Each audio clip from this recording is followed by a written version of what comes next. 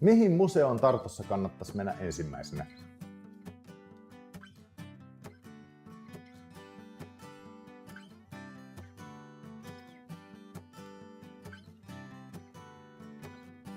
Tätä ei kannata ainakaan jättää väliin. Mä aloitin tänään ylösalaisin talosta. Sä voit aloittaa ihan mistä vaan, mutta muista varata paljon aikaa Tarton museoille. Seuraavaksi esittelen lyhyesti ne museot, joissa viihdyt takuuvarmasti, oletpa reissussa yksin tai perheen kanssa. Tiedekeskus Ahaa on se paikka kaupungissa, jossa tiede on jännittävää ja hauskaa. Tarton taidemuseon kunniakas tehtävä on esitellä uusia virolaisen taiteen kykyjä. Viron kansallismuseolle valmistui vastikään hulppea pytinki entisen sotilaslentokentän kupeeseen.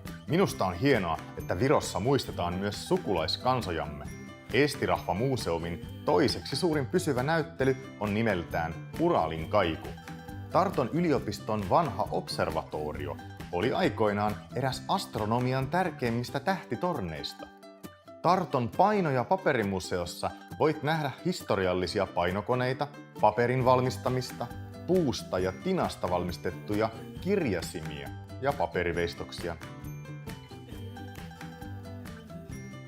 Tartto on Viron olutteollisuuden syntypaikka ja täällä on myös maan paras olutmuseo.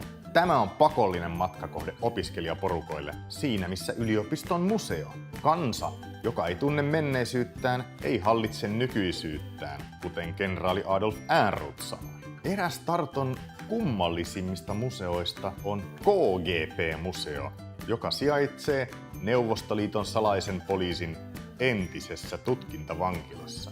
Viehättävä Tarton kaupunginmuseo taas kertoo kaupungista silloin, kun sen nimi oli Dorpat. Viron urheilu- ja olympiamuseo on upea matkakohde, jossa jokainen voi halutessaan tarttua ralliauton rattiin ja tuntea voiton riemua. Yliopiston luonnontieteellinen museo odottaa sinua, joka olet kiinnostunut maapallon kehitystarinasta, maailman synnystä nykypäivään. Talonpoikaiskulttuuria varten on oma muhkea museonsa, Ylänurmessa sijaitseva Viron maatalousmuseo.